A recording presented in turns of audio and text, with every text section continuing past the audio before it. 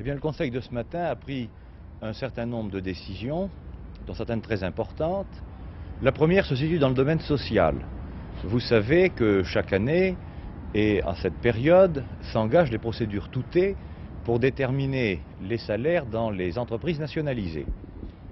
Cette année, la conclusion de ces procédures risque de se trouver retardée du fait du calendrier politique et en raison de la date des élections législatives, ce qui fait que les décisions risquent de ne pouvoir intervenir qu'au début du mois d'avril. Aussi, le gouvernement a décidé, pour ne pas faire attendre les travailleurs, qu'un acompte de 1,50% serait versé au personnel de ces entreprises à compter du 1er février. Dans le même esprit et en quelque sorte parallèlement, une décision a été prise également au bénéfice des fonctionnaires qui, eux, bénéficieront d'une revalorisation de leur salaire et de traitement qui sera de 2% et à compter du 1er mars. Ensuite, le Conseil a examiné ce matin un projet de décret qui organise la consultation de la population de la côte française des Somalies sur le futur statut de ce territoire. La date de la consultation a été fixée au 19 mars.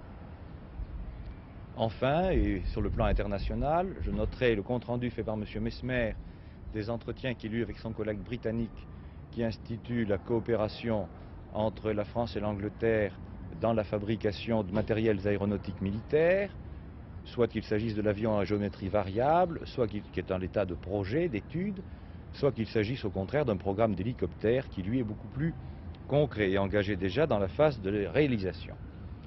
Enfin, M. Couve de Murville a rendu compte des entretiens qu'a eu le chancelier Kissinger et son ministre des Affaires étrangères à Paris avec le gouvernement français, le président de la République. Vous savez que ces entretiens se sont déroulés dans une atmosphère très satisfaisante. Et puis j'ajouterai, sur le plan des nominations personnelles, que M. Galichon a été nommé ce matin président du conseil d'administration de la compagnie Air France. Je vous remercie, Monsieur le ministre.